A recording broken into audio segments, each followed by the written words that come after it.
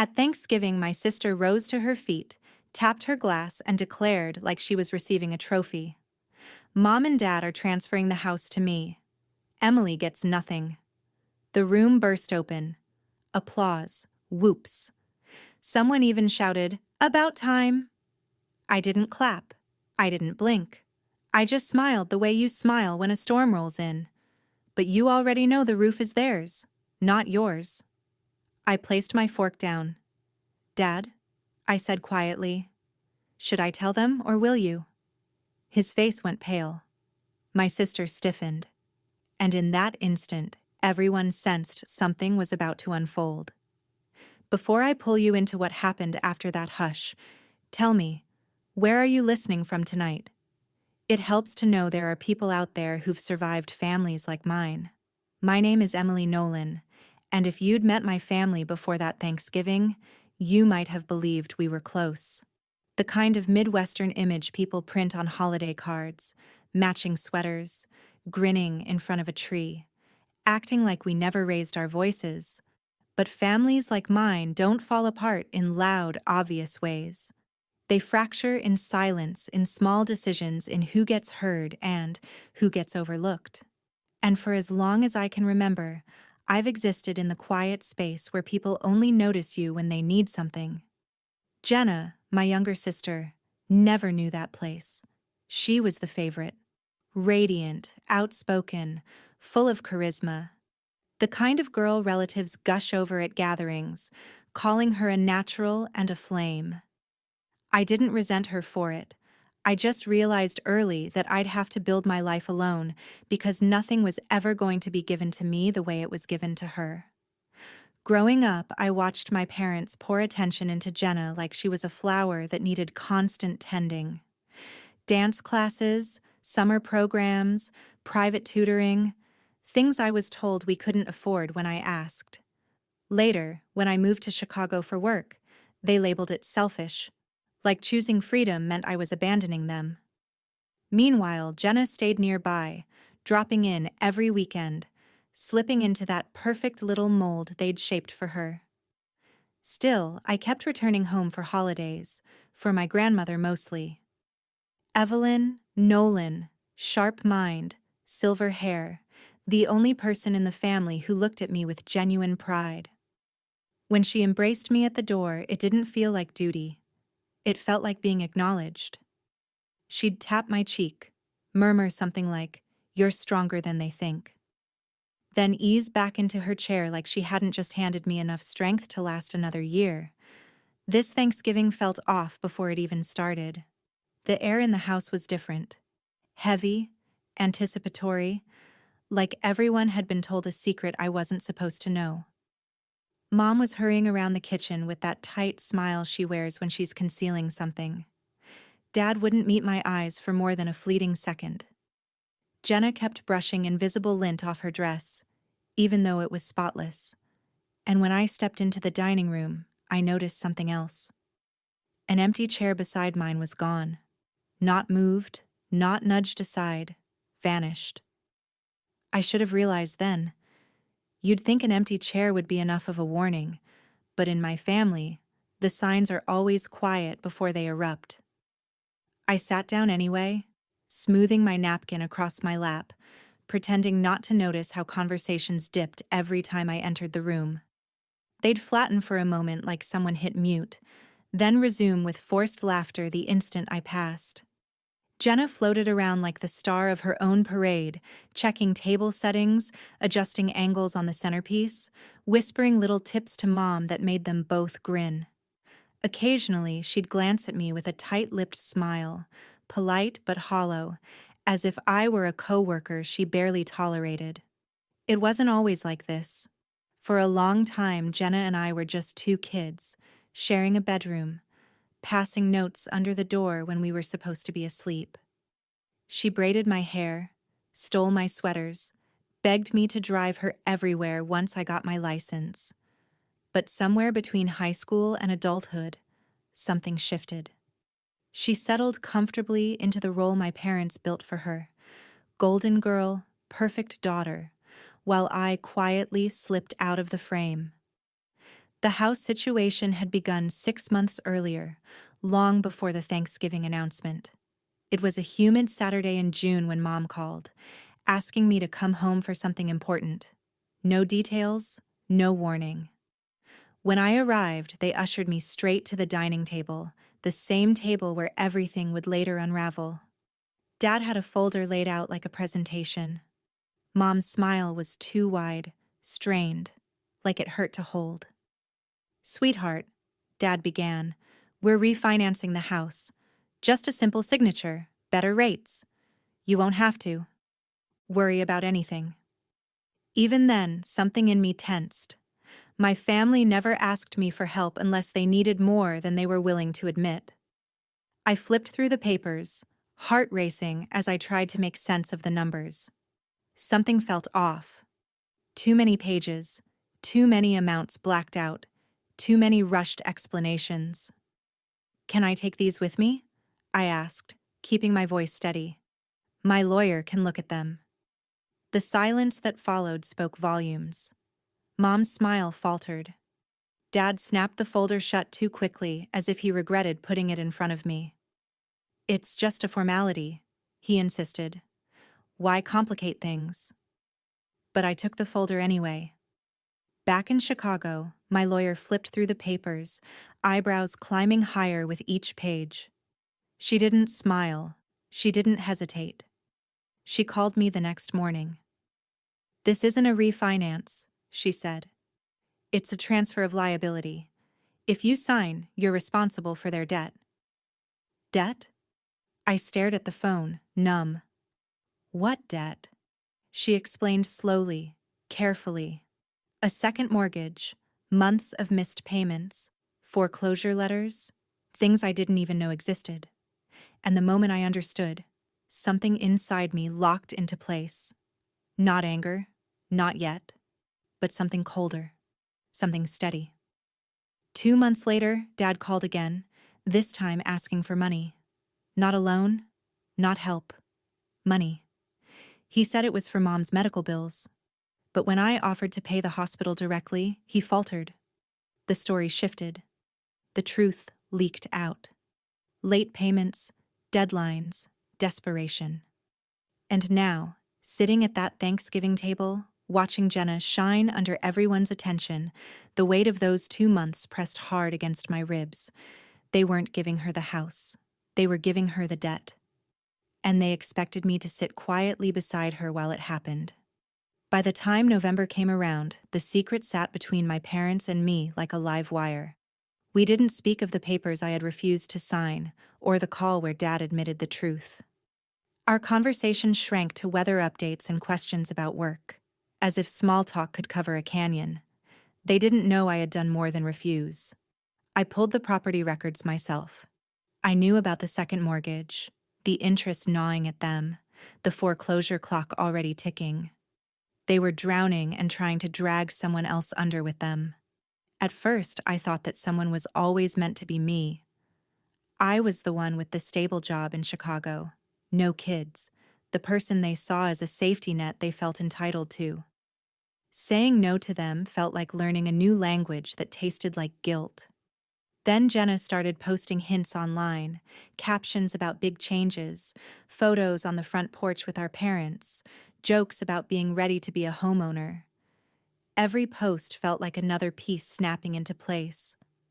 A week before Thanksgiving, Mom called to gush about how excited Jenna was to host more often once things were settled with the house.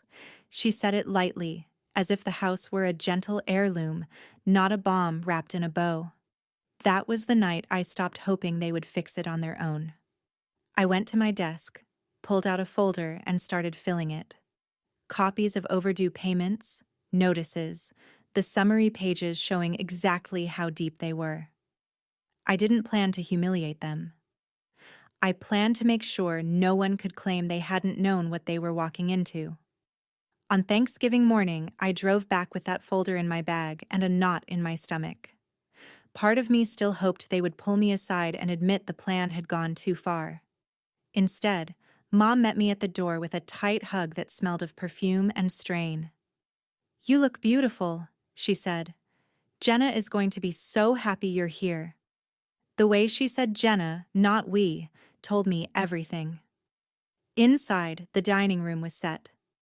Extra leaves in the table, glasses shining, every chair filled but mine. My grandmother caught my eye from her usual spot and gave me a small nod, like she knew more than she was saying. As I slid into my seat, my hand brushed the edge of my bag. Paper against canvas, proof against denial. If they were turning this dinner into a performance, I was done playing the quiet extra. When my sister rose and tapped her glass, I already knew I was about to watch the curtain lift on a show they'd rehearsed without me. Jenna stood there glowing, her hair perfectly curled, the necklace our grandmother gave her catching the light, like it had been chosen for the exact moment she was about to steal. "Mom and Dad are signing the house to me," she announced, her voice bright enough to carry across every plate and every glass. "Emily gets nothing." The room erupted before the meaning even sank in. Cheers, loud claps, a few whistles, and the kind of laughter people use when they think they're supporting something good. Someone actually slapped Dad on the back. Mom dabbed at the corner of her eye like she was witnessing an engagement. I didn't touch my glass. I didn't blink. I just looked at Jenna and smiled. Not wide, not warm, the kind of smile that carries the weight of everything you aren't saying yet. Then I lowered my fork onto my plate and asked Dad, "Should I tell them or will you?" The effect was instant. It was like my words cut a wire. The room sank into a silence so heavy I could hear the radiator tick. Dad's hand slipped. His fork hit the plate with a metallic clatter that echoed. Jenna's expression tightened. "Tell us what?" Around us, relatives leaned forward, scenting drama. My grandmother exhaled sharply as if she'd been waiting for someone, anyone, to stop pretending everything was fine. I reached into my bag, pulled out the folder, and placed it in front of me. I didn't open it yet. I just let it rest there, like a quiet threat. "Before you celebrate Jenna getting the house," I said calmly, "you should probably know the condition it's in." Dad tried to recover. "Emily, not here." "Why not?" I asked. "You weren't embarrassed when you decided to sign it over to her without telling her about the debt." Heads turned. Conversations died. Jenna stiffened like someone had pulled a string tight inside her. "What debt?" she snapped. I finally opened the folder. A stack of payments, bills, and overdue notices stared up at us. I slid one page forward, the summary line in bold. "They're behind on payments," I said. "On 2 mortgages. The second one was taken out without telling anyone. They're months from foreclosure, maybe weeks." My mother's hand flew to her mouth. Dad reddened. Jenna blinked as if she'd been slapped. "That's not true," she said, her voice rising. "They would have told me." "Did they tell you?" I asked, eyes locked on hers. "That the house comes with over $100,000 in debt? That if you sign those papers, you're responsible for every overdue payment and every penalty?" Something in her expression cracked. Doubt crept in. Dad tried again. "You're making this sound worse than it is, Emily. We're handling it." "Are you?" I held up another page. "Because this one says the bank isn't convinced you're handling anything." He lunged forward as if he could snatch the paper from my hand in front of 20 witnesses. I pulled it back before he could touch it. "Stop," Mom begged. "Please don't do this today." "Why not?" I asked. "You chose today." The relatives shifted in their chairs, some uncomfortable, some curious, a few openly furious at being dragged into this spectacle unprepared. My Aunt Diane was the first to speak. "Daniel," she said sharply, "is this true?" Dad didn't answer, his jaw clenched so tightly I thought it might crack. Mom buried her face in her napkin. Jenna looked between them and me, but they said the house was mine. "It was never a gift," I said softly. "It was an escape route for them. They needed someone to carry the debt. First, they tried to trick me. When that didn't work, they chose you." Jenna stood frozen in her sequined dress, shaking. Her fiancé, Tyler, leaned back slightly, unsure if he should be associated with any of this. Is she lying? My parents? Mom sobbed. Dad didn't look up. That was enough. Tyler pushed back his chair and stood. You told me the house was paid off. You said we'd have a clean start. Jenna reached for him, but he stepped back. You expect me? He said, his voice trembling between anger and disbelief. To start a life on a sinking ship? Tyler, please. He shook his head. I'm not marrying into this. The room gasped collectively as he walked past the turkey, past my stunned parents, out the front door without looking back. Jenna's legs gave out. She dropped into her chair, hands shaking, mascara smudging down her cheeks. For the first time in years, she looked like the little girl who used to crawl into my bed after nightmares. This isn't my fault, she whispered. I didn't know. I know, I said quietly. Dad slammed his palm onto the table. You ruined everything. I stared at him. No, you ruined everything the minute you tried to hand your debt to your children like it was an inheritance. You're tearing this family apart, Mom and Dad. It was already broken, I said.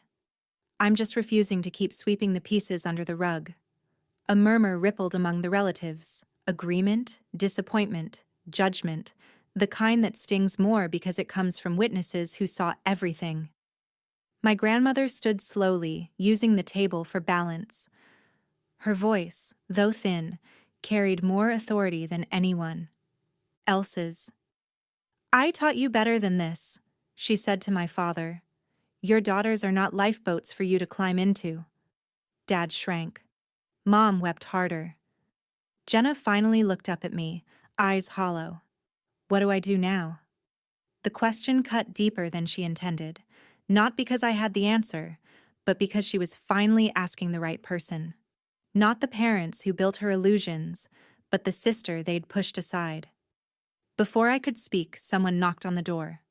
Hard. Every head turned. The knock came again. Louder. Dad frowned as the door opened and a woman stepped inside. Plain suit, badge clipped to her belt, calm, unreadable expression.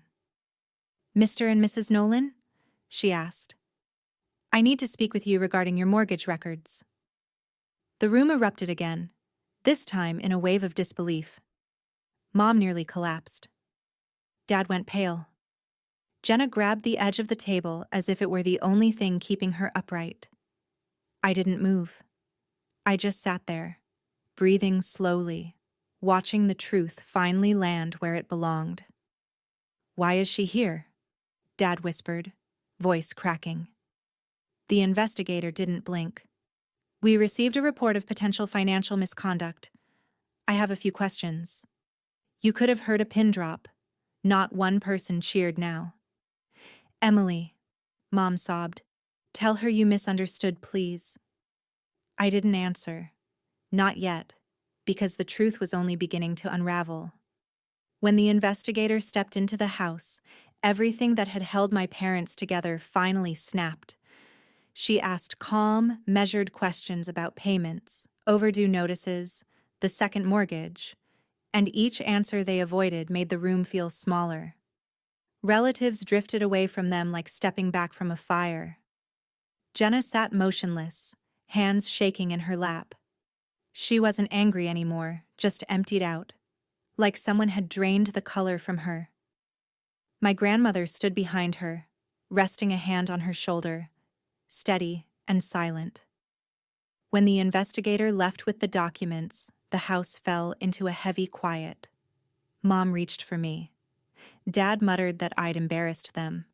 Neither apology nor blame landed. I picked up my coat. Jenna whispered, Don't go, I'll still be here. I told her, just not for their lies anymore. In the weeks that followed, everything shifted. My parents were forced to confront what they'd built, layer upon layer of secrecy, excuses, and debt. The house went up for sale. They moved into a small apartment across the city, quieter than they'd ever been. No more grand announcements. No more golden child illusions. Jenna started therapy. She called me often, sometimes to cry, sometimes just to sit in silence on the phone. She told me she finally understood why I stopped letting our parents speak for me. As for me, I learned something I should have known years ago. Telling the truth isn't betrayal. Hiding it is. And families built on denial always collapse eventually. If you've ever had to stand alone at a table full of people who claim to love you, tell me, where are you listening from? And after hearing my story, what would you have done?